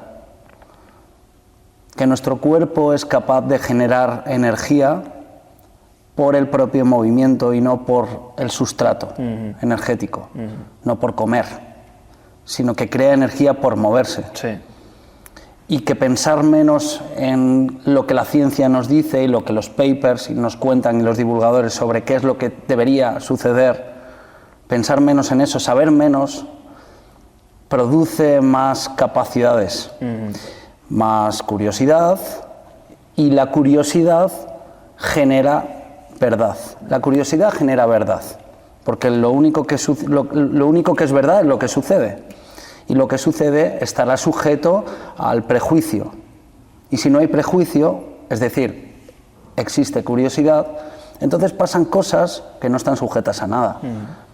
Esa es la conclusión que saco de lo que tú me estás contando, que es completamente opuesta a la línea que yo he llevado de investigación propia en los últimos años en el mundo de la resistencia, que era, tengo que incrementar mi resistencia, es decir, tener energía prolongada durante más tiempo para llegar antes, o sea, correr más rápido, poder coger energía durante más tiempo, llegar antes. ¿Y cómo optimizo eso? Pues entonces empiezo a estudiar, ¿no? ¿Qué dicen los estudios? ¿Qué dicen los divulgadores? ¿Qué dice la ciencia sobre qué sustratos? Y al final yo, sin darme cuenta, acabé haciendo lo que tú estás diciendo. Vamos a ver qué pasa si empiezo a correr durante más tiempo sin meter comida en el cuerpo. A ver qué pasa, a ver si me quedo off. Así es, el coche se queda sin gasolina, ¿no? Se para. Y te sorprendes de ver que no se para, o que se para más tarde de lo que creías, o que se para de forma diferente a lo que tú creías que iba a suceder. Sí. Y la energía que eres capaz de crear es una locura. Es una locura independientemente de todo ese sustrato energético. Sí, sí, totalmente. Totalmente. Y tiene que ver también procesos mentales. Yo me he encontrado en momentos en los que estaba practicando en tribu o estaba practicando con otra persona y dar unas marcas increíbles solo por el hecho de llamarlo energía o llamarlo lo que sea, de estar con otra persona que me ayudaba en ese proceso, y luego estar en solitario y a lo mejor no estar tan conectado en esa práctica y que el rendimiento bajara. O por ejemplo, dar un taller o un evento, no sé si también es compartido por ti esto, pero en el que te engrandeces y empiezas a generar una serie de neurotransmisores, como pueden ser la dopamina, endorfinas, te engrandeces muchísimo, lo que estás mostrando ahí te sale perfectísimo, y a lo mejor estás un día practicando tú solo y no te sale algo que en el taller pudiste explicar súper sencillo. Así que es muy curioso. Y en cuanto a la rama científica, estoy contigo, y de hecho cuando yo inicié con vosotros también estaba más en esa rama científica de todo va por paper, todo va por estudios, todo va por esto, y si no, no me sirve. Y al final la ciencia es una rama dentro del empirismo y es una perspectiva dentro del empirismo. Y creo que es más interesante o más nutritivo para cada persona que este empirismo pase por nuestra propia experiencia. Es lo que dices tú, la curiosidad es la que da verdad, que puede ser que sea la tuya, pero está bien, te está funcionando, te está ayudando a avanzar en tu camino, perfecto. No hace falta que haya un estudio que pueda corroborar que sea perfecto, que sea correcto, porque a lo mejor Víctor sí que da esa respuesta, pero a lo mejor Eric no da esa respuesta a lo que está proponiendo Víctor. Y a lo mejor el 90% de la población da la respuesta de Víctor, pero no la de Eric. Entonces, ¿qué tiene que hacer Eric? ¿Adaptarse a la respuesta de Víctor? Y es que la gente necesita que le den su respuesta ya, mascada. Sí. Para esa eficiencia, ¿no? Sí. Eficiencia humana, no tengo que pensar, me lo dan hecho y ya está. Y esto es lo que yo pienso, por eso al final nos polarizamos tanto. Yo soy del Madrid, tú eres del Barça, yo soy de derechas y tú eres de izquierda, ¿no? Es en lo que nos situamos, y a nivel de intereses generales, pues esto es también más eficiente y sobre todo es más eficiente para los bolsillos de quienes lo controlan y lo saben. Pero bueno, nos vamos a meter en estos embolados. Me trae también al recuerdo este tema que estamos hablando del empirismo, de la ciencia, otro tema interesante que es el de la genética. Porque otra cosa que escuché de ti es que no te consideras una persona aventajada genéticamente hablando a la hora de el movimiento, de poder tener más capacidades para hacer un handstand, para hacer un dominado en brazo, para hacer X ejercicios de flexibilidad, etcétera. ¿Qué es para ti tener ventaja genética en cuanto al movimiento? Muy buena pregunta. Y quizá tener una adaptación más rápida a contextos deportivos respecto a la media. Esta podría ser una ventaja genética. Sin embargo,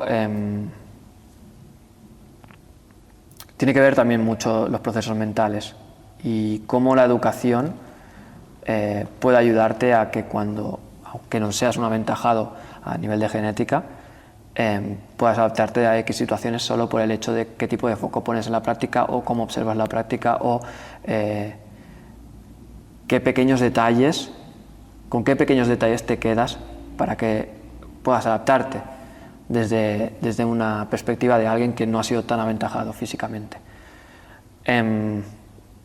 Sí, sería eso. Al final, aventajado físicamente sería aquel que dentro de un mismo contexto, por ejemplo del deporte, en que todo el mundo se supone. Ahí sí, pero no me quiero meter en deportes, porque vale. Claro, un aventajado en el fútbol es una persona con determinadas características de explosividad, de palancas de su cuerpo, ¿no? Un jugador de básquet evidentemente tiene que medir más de 1,70. Sí. Un jugador de básquet de 1,60 no se ha visto todavía, ¿no? Entonces, yo me refiero más bien en cuanto a las capacidades motrices del ser humano. ¿Cuáles serían esos estándares de ventaja mecánica? Y esto, claro, esto responde también a las capacidades humanas de las que hablábamos al principio, capacidad de locomoción, de andar, de hacer sentadilla, capacidades, digamos, para tener menos problemas a largo plazo desde el punto de vista de la biomecánica, desde el punto de vista de las lesiones, ¿no? ¿Qué sería una persona aventajada? Lo típico de, tienes buena genética. ¿Qué es tener buena genética para ti? Porque también he escuchado decir de ti que tú no tienes buena genética. Yo sí creo que tú tengas buena genética. Primero que te digo, en ese contexto para mí ya no cobra tanto sentido ser aventajado genéticamente, porque al final lo que se hace en una práctica de movimiento o en este tipo de contexto es exponernos a distintas situaciones en las que poder desarrollarnos, a las que todos podemos acceder realmente, con constancia y con esto. ¿Crees que todo el mundo puede hacer el handstand, por ejemplo? Ahí entramos en matices, entramos en muchos matices. Creo que una persona media sí que podría hacer handstand con un debido desarrollo o una debida propuesta de alguien en un camino de desarrollo. Define una persona media. Vamos a escarbar nomás, me refiero a una persona que pues no tenga una lesión o un problema importante, por ejemplo, en cuanto a hombro. Obviamente, si mi flexión de hombro no va más de aquí, pues antes de ponernos a hacer handstand vamos a trabajar en esa flexión de hombro a ver si se puede acceder, y si no, pues no vamos a poder trabajar, al menos en un contexto de handstand, tal cual se entiende handstand como un empuje vertical y con los codos extendidos y demás. Podría trabajar otro tipo de handstand, otro tipo invertido o de equilibrio invertido, como puede ser un headstand, o pues quizás sí, pero lo que es un handstand no.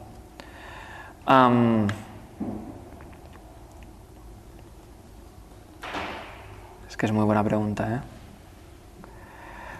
Sí, al final que no tengan las dolencias que nos llevan a pensar que un movimiento puede ser lesivo o no lesivo. Me explico. Por ejemplo, handstand, cualquier persona que lo saquemos de contexto dirá, no, handstand es muy lesivo. Sí, puede ser lesivo.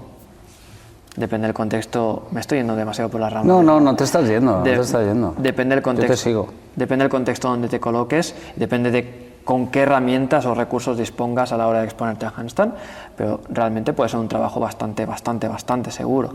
Y de hecho, cualquier actividad física es lesiva y a la vez no lo es. Entonces entraríamos también eso, en matices de... No, es que no puedo generalizar, disculpa Víctor, no puedo generalizar y decirte qué es un aventajado, qué no, o quién puede hacer handstand o qué no, sin saber un contexto. Quizás esa ventaja atiende más bien al objetivo en sí, el objetivo que demande cada situación.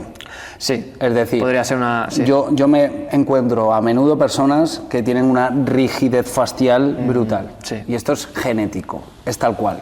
Quien diga que no es genético, pues es que ha visto a pocas personas, ha tratado con pocas personas. Yo, en ese sentido, tengo la suerte que he tratado durante 10 años en entrenamiento personal a cientos de personas y he visto esto, ¿no? Entonces, claro, una persona con una rigidez muy alta tiene una desventaja a la hora de hacer ciertos movimientos gimnásticos. Sí. Tiene desventaja en la parte de flexibilidad. Por lo tanto, no va a poder tener la capacidad de salir, por ejemplo, a hacer un pino, un handstand, sin dar un salto, porque no va a poder tener esa bisagra de cadera, etcétera, etcétera, etcétera. ¿Vale? Estamos hablando de un handstand. Y sin embargo esa persona va a ser aventajada en el running porque tiene un mayor stiffness, tiene una mayor tensión en sus músculos, en sus ligamentos, que hacen que sea mucho más eficiente la reactividad a la hora de desplazarse más rápido. Entonces esta persona tiene una mejor genética para la carrera y una peor genética para hacer el pino. Pero mi pregunta va más orientada a la salud. Vale. Si hablamos de salud, ¿cuáles dirías tú que serían unas ventajas genéticas apropiadas? Ventajas para tener menos problemas de lesiones en el futuro. Tener buenos rangos articulares, rangos amplios, y no te hablo de irme, lo mismo de antes, no te hablo de irme a un espagat o a un pancake, sino te hablo de poder acceder a una sentadilla profunda, poder acceder a lo que decías tú, un overhead, poder acceder a una extensión de columna que no sea lumbar, que sea mucho más de caja torácica. Rangos articulares podría ponerlo en una de las posiciones, en una de las capacidades que sí o sí para esa salud. Estamos volviendo al tema de las capacidades. Sí, no, pero al final la genética, estás hablando de genética, que sí. Es ¿qué me han dado mis antepasados para poder moverme? Que es una mayor capacidad de rango articular, y lo veo igual que tú, lo veo como muy interesante para poder vivir más y mejor, y luego me encuentro con la tesitura de alguien que no tenga esa posibilidad, y qué tiene que hacer esta persona. Entonces, hostia, si yo no tengo esa genética, no tengo esa suerte de haber tenido esa genética de poder hacer un overhead o de poder tener una extensión torácica apropiada, ¿qué tengo que hacer? ¿Me voy a morir antes entonces? No tiene por qué, pero no se podrá, a mi parecer, exponer a X contextos, como tú has dicho, que otra persona que tiene esa genética podría acceder. Pero quizás sí que podría ser interesante trabajar en esos rangos, y supongo que es lo que tú has trabajado con esas personas con las que has estado, que a lo mejor genéticamente no han podido llegar tan ampliamente como otros alumnos que has tenido, pero sí que has podido trabajar con esos rangos, con esas personas, porque una cosa es lo que la genética, y no sé si vas a ir por ahí, una cosa es lo que la genética te ha dado y otra cosa es lo que la epigenética ha escrito sobre esta genética. Entonces sobre eso sí que podemos trabajar, sobre la genética no. Entonces la persona que te llegue seguramente no te llega con poco rango articular solo por su genética, sino por la cantidad de hábitos que ha tenido en su día a día y que le han llevado a eso. Entonces quizá de inicio ya empezará a ganar esos rangos, cuando lleguemos a ese top, pues empezará a decidir nuevos caminos. Visualizo aquí cómo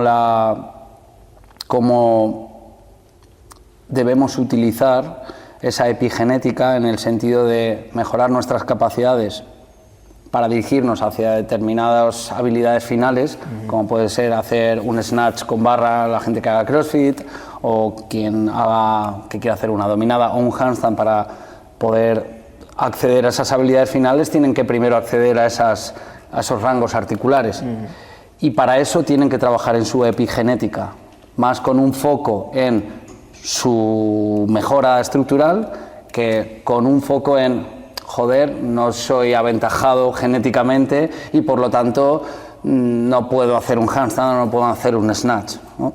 Exacto. Y volviendo un poquito para atrás, con tu permiso, Víctor, claro. Con el tema de que yo no me siento que no soy aventajado genéticamente, ha sido poniéndome en contexto deportivo, por un lado, y ponerme en contexto de otras personas, porque yo veo el desarrollo de muchos alumnos y veo el desarrollo de muchísimas personas que son capaces de crear, de crecer de una forma increíble en cuanto a distintos bloques de movimiento, en el cual yo he tenido que invertir mucho más tiempo, muchísimo más tiempo. ¿Cómo cuáles, por ejemplo? Por ejemplo, handstand. En handstand yo creo que he tenido que trabajar mucho tiempo. Y he visto a gente que se iniciaba en ese proceso, quizá porque había hecho actividades que tenían cierta transferencia a ese handstand y yo no.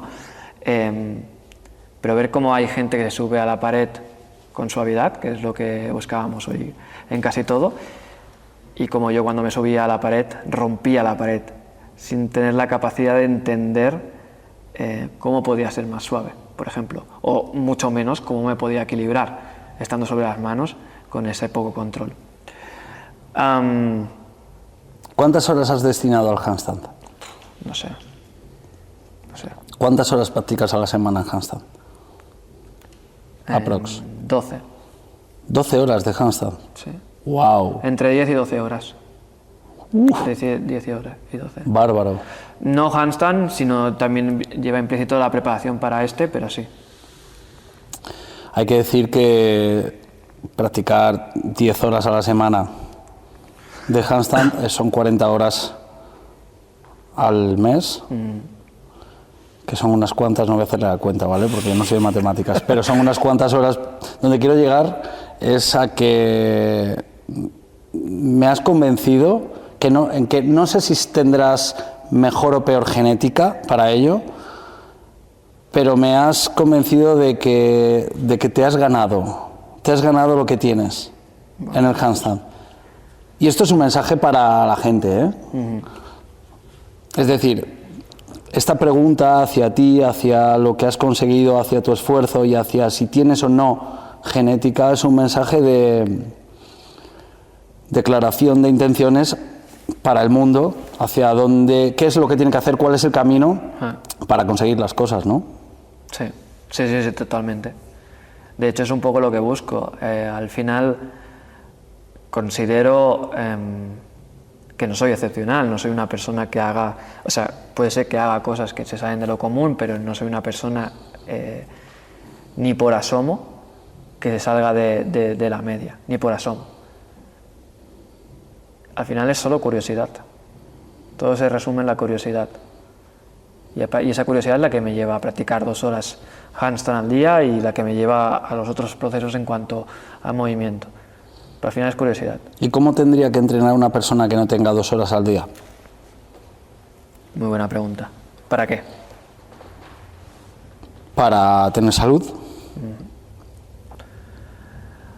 Bueno, al final también creo procesos en los que hay personas que no disponen de tanto tiempo y están trabajando 1 hora al día. Están practicando o entrenando 1 hora al día y, no sé, 2 o 3 o 4 veces a la semana. Yo no me iría a trabajar handstand si solo dispongo de ese tiempo. Si lo que quiero es salud, iría a trabajar más, pues eso, fuerza, movilidad, más trabajos que me lleven a eso que estoy buscando, que es ese ideal de salud. Y entendiendo que, porque hay personas que acceden, y esto lo habrás visto tú también, que acceden con muchísimos objetivos pero con muy poco tiempo, que acceden, uno de los objetivos por excelencia, todo el mundo lo tiene, es ser saludable. Yo creo que nadie no quiere ser saludable. Otra cosa es que lo lleven a cabo, pero yo no creo que nadie no quiera estar saludable. Entonces al final, si dispones de 1 hora al día, tienes que entender que vas a avanzar muy lento y es muy poco probable que, por ejemplo, consigas un handstand entrenando así de poco, y 2, que priorices en realmente lo que te va a sumar más, que va a ser esa sostenibilidad de tu cuerpo en el tiempo. Vamos a poner un broche final a la charla con un consejo, porque sobre todo tú eres especialista en handstand. Entonces me gustaría que las personas que quisieran iniciarse en hacer el pino, empezar a coquetear con ello, que supieran qué cosas tienen que saber, no qué ejercicios, sino qué cosas deben saber a la hora de empezar a afrontar este reto, el del handstand. Primero, conocer en qué punto están en cuanto a movilidad, no tanto fuerza, porque a veces es un poquito más obvio si me puedo aguantar o no me puedo aguantar encima de mis manos. Que aquí mucha gente se sorprendería porque muchos piensan que no pueden aguantarse sobre sus manos y al final gran parte de las personas pueden. Sino conocer más sus rangos articulares para esta postura. Sobre todo, y esto lo hemos hablado al principio, cómo hemos perdido la movilidad por nuestros hábitos, la movilidad de hombro en flexión, conocer si tengo esa movilidad para poder acceder y poder trabajar en esa línea recta o no. También movilidad de cadera está súper implícito. Conocer básicamente si dispongo de ese rango de movimiento para exponerme y empezar a construir la línea que va a ser el primer paso en este camino de handstand. Luego ya se diversifica muchísimo, pero el primer paso perdón, será construir este acondicionamiento para conseguir el equilibrio sobre la línea de handstand. Peso corporal. ¿Qué quieres decir? Hay un peso corporal óptimo. Evidentemente una persona con excesivo sobrepeso lo va a tener más complicado, ¿no? Esa persona tendrá que pensar, antes de mejorar sus rangos, en bajar de peso, ¿no? Pero siempre habría que pensar en bajar de peso. ¿Hay un peso óptimo a la hora de hacer el pino? ¿No? ¿Qué piensas? Obviamente a más peso va a ser mucho más difícil controlarlo, y habrá gente pues que sí. Para mí será recomendable que nos exponga de momento a hacer ese handstand. Se puede acercar, pero no a ponerse sobre las manos. Pero no hace falta ser, lo voy a decir mal y rápido, ser un flaquito para hacer handstand. Tengo gente de todo tipo de pesos haciendo el pino. Y no solo haciendo el pino, lanzándose a pared, sino ya entendiendo el equilibrio sobre esa línea de handstand. No habría un peso óptimo para mí. De hecho, he visto a gente muy grande hacer press handstand, press to handstand, más veces, mucho mejor de lo que yo lo hacía cuando lo vi, muchísimo mejor. Y un último consejo para la gente que quiera hacer handstand.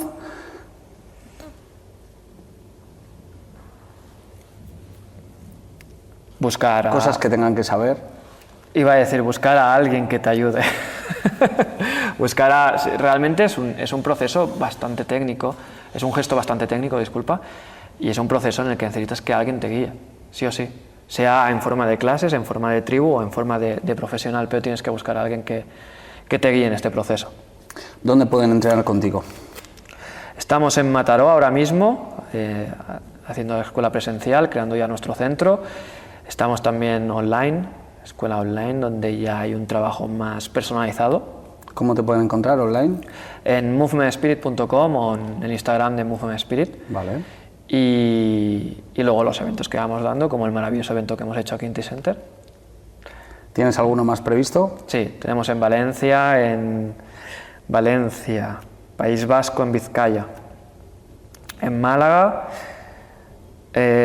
y seguramente, si todo va bien, iremos a hacer un tour a finales de año por Latinoamérica. Ah, qué bien. Argentina, de momento Argentina, Uruguay y Chile. Estamos viendo también México. Bueno, pues para que lo escuche antes de que eso suceda, porque claro, los podcasts son atemporales y muchos dirán, ah, qué bien, va a venir aquí, a lo mejor eso ya pasó hace un año.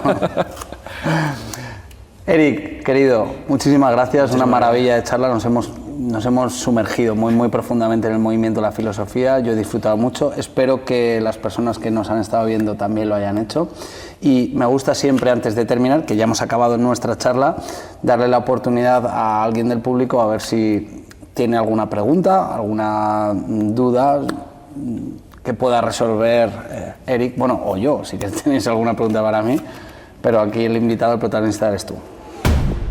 Bueno, aunque habéis hablado antes sobre dolor y que aguantas mucho en tu día a día, quería preguntarte sobre manejo de dolor y en este caso también frustración, si has tenido alguna lesión y luego también esa frustración en tus clientes, amigos, a la hora de ayudar, que también es lo que más frena, es decir, mi propio cuerpo no lo puedo manejar en el espacio, pues sí, un poco saber sobre ese tema, frustración, dolor y si has tenido alguna lesión que incluso te haya hecho cambiar tu perspectiva a la hora de hacer algo, mejorar en otra cosa. A ver, esto no he tenido lesión y eso es algo por lo cual a veces no es que me arrepienta, sino en el sentido de, hostia, quiero pasar por una lesión porque el día que pase puede ser que me encuentre con estados a los que no me he expuesto, y más con todo el desarrollo que llevo. No he llegado nunca a lesión porque a la mínima que he notado ya una molestia que se salía de lo normal en cuanto a dolor, he parado el proceso y me he ido a un proceso de prehabilitación o lo que sea. tales como en el hombro. Cuando estaba buscando la abdominal a un brazo, ya noté que algo estaba ocurriendo, paré el proceso y empecé a trabajar en prehabilitación. No llega a lesión. En cuanto a frustración, cuando yo estoy practicando y tengo que trabajar con la frustración, lo que hago yo en mi caso no lo puedo hacer cuando estoy en un proceso con un alumno en una clase porque no dispongo de tanto tiempo, pero en el caso de que cuando me pasa a mí, también paro el proceso, y esto quizás es muy extremista, pero me pongo a meditar. Me pongo a meditar y luego vuelvo otra vez a la práctica, y la verdad es que se sienta muy distinta la práctica, muy. Hablo meditar, puede ser simplemente respirar, pero no encabezonarme. Siguiendo con el ejemplo de handstand, no encabezonarme en no entro, porque no voy a entrar, paro, respiro y lo vuelvo a coger desde otro paradigma.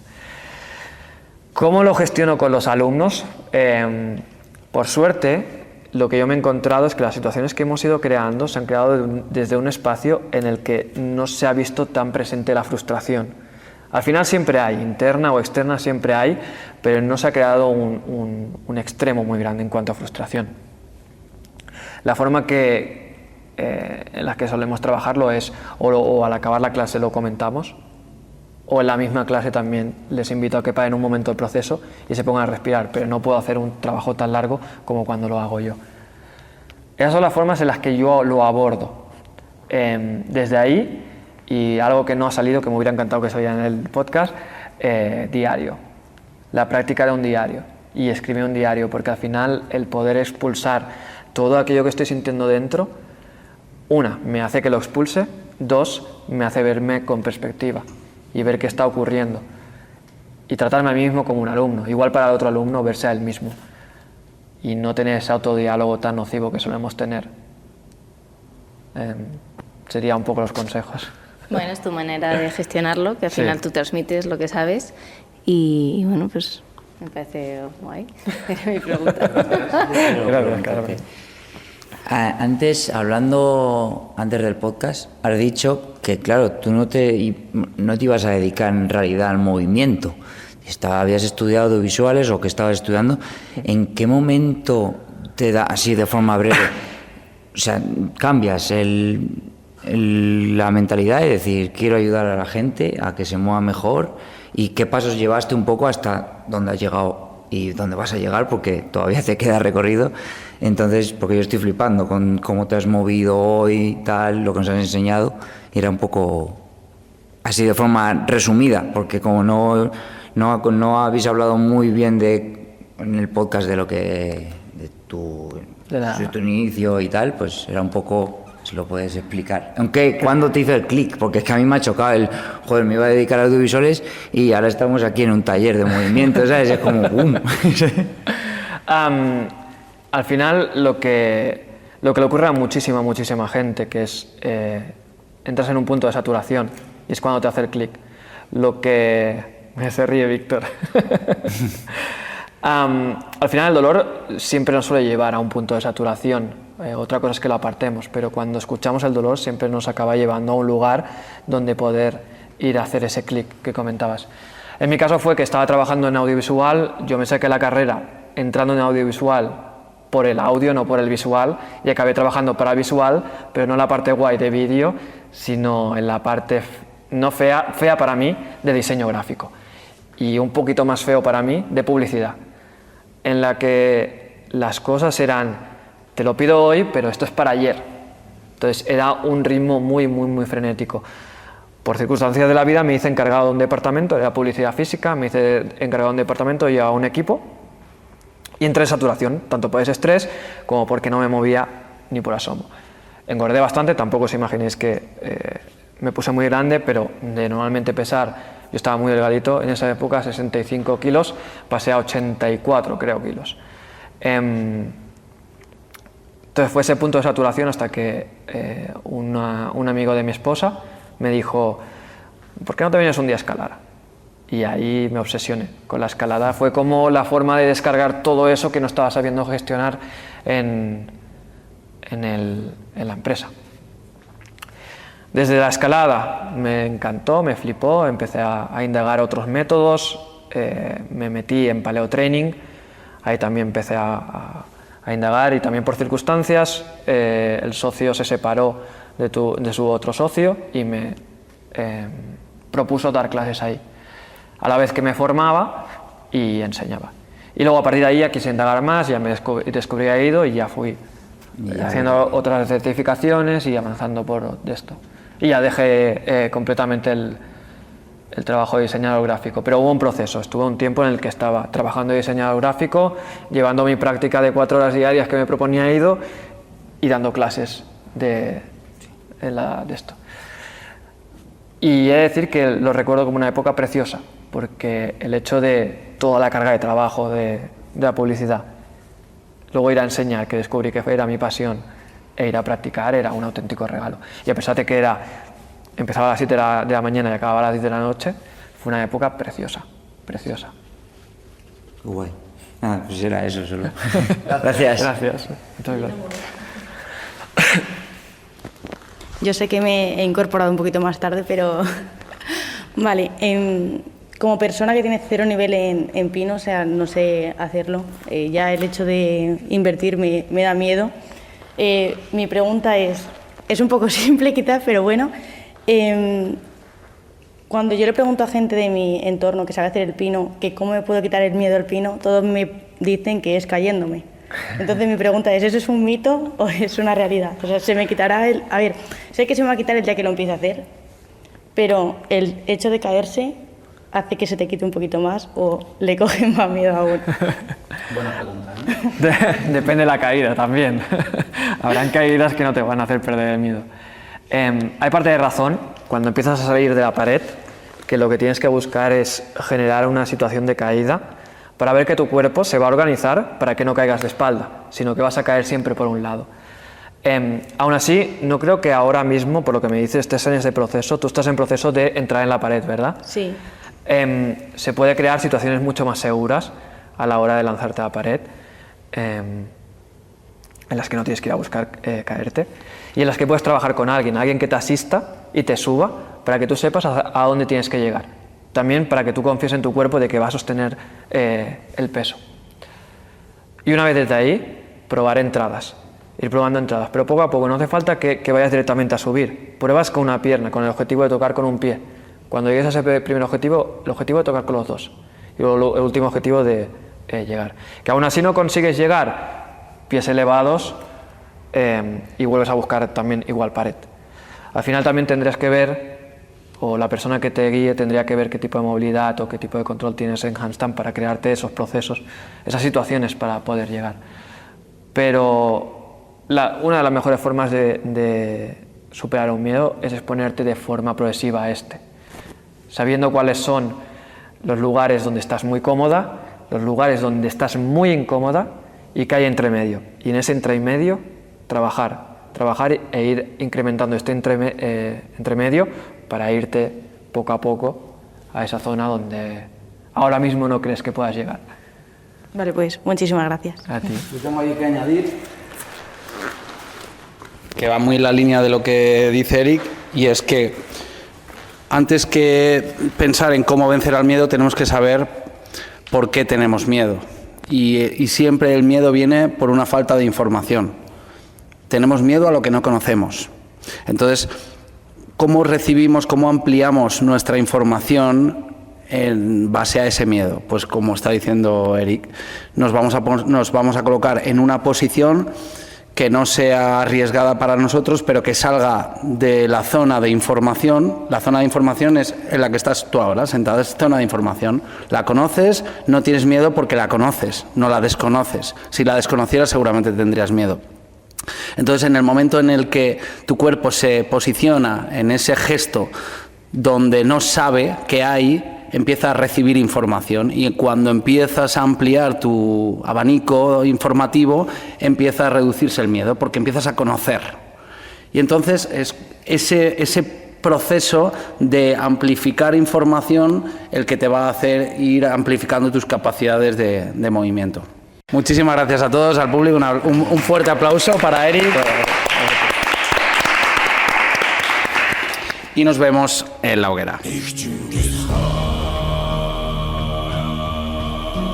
Pues si has llegado hasta este punto, quiere decir que seguramente haya resonado contigo el capítulo o te haya resuelto alguna duda, o incluso puedas ayudar a algún familiar o amigo compartiéndoselo porque hayáis estado hablando sobre este tema en días anteriores. Así que si haces esto o dejas algún comentario o alguna reseña, te lo agradecería muchísimo porque me ayudas un montón a seguir grabando este tipo de capítulos. También te animo a que me hagas alguna propuesta porque me da ideas para seguir alumbrando a todas esas personas que tienen dudas relacionadas con la salud, con el deporte, con el ejercicio y con el estilo de vida saludable. Así que vuelvo a repetirte que me das muchísima energía para poder seguir trabajando en esta línea, y si quieres saber más de mí, puedes encontrarlo a través de mi página web victortellezcoach.com. Ahí tienes mi newsletter donde todas las semanas os mando también información de calidad y algunos descuentos y novedades relacionados con el Club Camaleón, con Antifrágil, con Clubbells